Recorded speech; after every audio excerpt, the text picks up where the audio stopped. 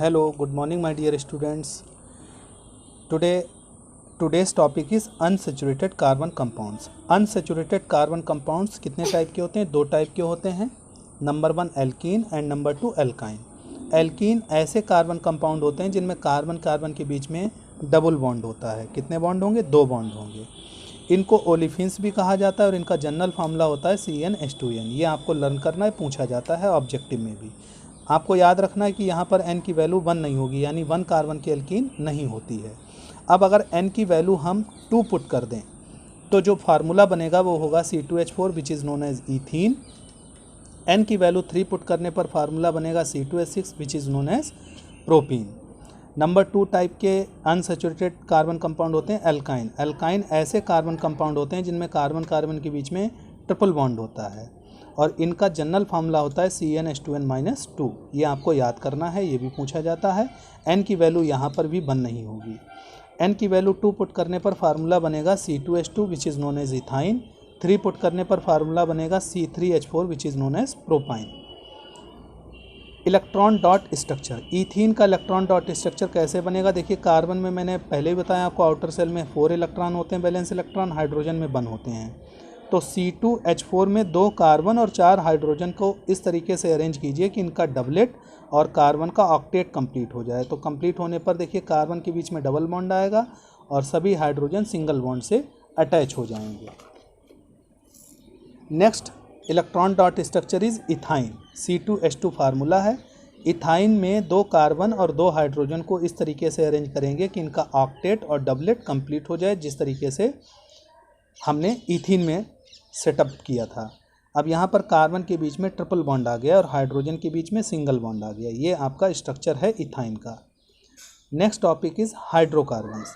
Hydrocarbon compound वो compound होते हैं जिनमें कार्बन और हाइड्रोजन प्रेजेंट होते हैं, like methane, ethane, benzene. Benzene का स्ट्रक्चर भी आपको याद करना है, ड्रा करना है, प्रैक्टिस करनी है. ये देखिए 6 कार्बन कॉर्नर पर होंगे, एक एक कार्बन, और सभी कार्बन से एक एक हाइड्रोजन अटैच होगा. तो बेंजीन का फार्मूला हो गया C6H6 और ये बेंजीन का स्ट्रक्चर हो गया. Next topic is functional group. Functional group ऐसे एटम या ग्रुप ऑफ एटम होते हैं जो प्रॉपर्टीज़ को डिटरमाइन करते हैं. मतलब किसी भी कंपाउंड की जो प्रॉपर्टी डिटरमाइन होती है वो डिटरमाइन होती है on the basis of functional group. Like alcohol. Alcohol में कौन सा फंक्शनल ग्रुप होता है? Single bond OH. एल्डिहाइड में कौन सा फंक्शनल ग्रुप होता है? Single bond CHO. एल्कीन में कौन सा फंक्शनल ग्रुप होता है? C double bond C. और भी बहुत सारे फंक्शनल ग्रुप होते हैं. जब मैं आपको IPSC नेमिंग करना सिखाऊंगा तब आपको फंक्शनल ग्रुप सारे बताऊंगा.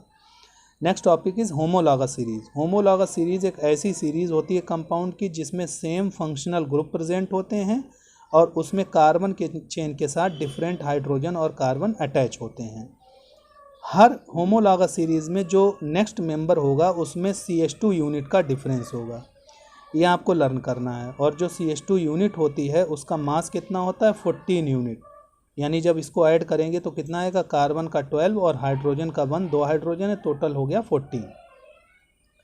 होमोलॉगस सीरीज़ के जो सभी मेंबर्स होते हैं उनकी प्रॉपर्टीज़ जो केमिकल होती हैं वो सेम होती हैं, बट जो डिफरेंट प्रॉपर्टीज़ होती हैं वो होती हैं फिजिकल प्रॉपर्टी. आपको ये पॉइंट लर्न करना है, बहुत इंपॉर्टेंट है कि सेम केमिकल प्रॉपर्टी होती हैं बट डिफरेंट फिजिकल प्रॉपर्टी होती हैं. ऐसा इसलिए होता है क्योंकि फंक्शनल ग्रुप होमोलॉगस सीरीज़ में सेम होगा तो केमिकल प्रॉपर्टीज़ जो डिपेंड करती हैं वो फंक्शनल ग्रुप पर डिपेंड करती हैं, और physical properties like melting point, boiling point, solubility वो डिपेंड किस पर करती हैं? नंबर ऑफ कार्बन एटम या हाइड्रोजन पर. होमोलॉगस सीरीज़ में जो फिजिकल प्रॉपर्टी होती हैं वो डिफरेंट होने का कारण होता है कि उनका जो मॉलिक्यूलर मास होता है वो डिफरेंट होता है, क्योंकि जैसे जैसे नंबर ऑफ़ कार्बन एटम बढ़ेंगे वैसे वैसे उनका मॉलिक्यूलर मास जो होगा वो बढ़ेगा, इंक्रीज़ करेगा. होमोलॉगस सीरीज़ में जो मेल्टिंग पॉइंट और बॉइलिंग पॉइंट होगा वो इंक्रीज़ करेगा with the increase of molecular mass. यानी जैसे जैसे नंबर ऑफ़ कार्बन एटम बढ़ेंगे वैसे वैसे मेल्टिंग पॉइंट और बॉइलिंग पॉइंट भी इंक्रीज़ करेगा, क्योंकि मॉलिक्यूलर मास बढ़ने के साथ क्या होगा? Melting point, boiling point increase करेगा, क्योंकि number of carbon atom increase करेंगे, मास इंक्रीज़ करेगा, तो उसको मेल्ट करने के लिए या बॉयल करने के लिए ज़्यादा एनर्जी रिक्वायर्ड होगी. एग्जाम्पल दिए हैं होमोलॉगस सीरीज़ के, जैसे मीथेन और ईथेन ये दोनों होमोलॉग हैं, मिथनॉल और इथनॉल ये दोनों होमोलॉग हैं। यानी जितने भी मेंबर्स होमोलॉगस सीरीज़ के होते हैं उनको क्या कहा जाता है, होमोलॉग। तो आज तक का जो टॉपिक मैंने आपको एक्सप्लेन किया है उसको फेयर कीजिएगा, और कोई भी प्रॉब्लम हो तो वो मुझसे डिस्कस कीजिएगा, और जल्दी मैं आपको जो आपका रिड्यूस सिलेबस होके आया है वो आपको प्रोवाइड करा दूंगा। Thank you.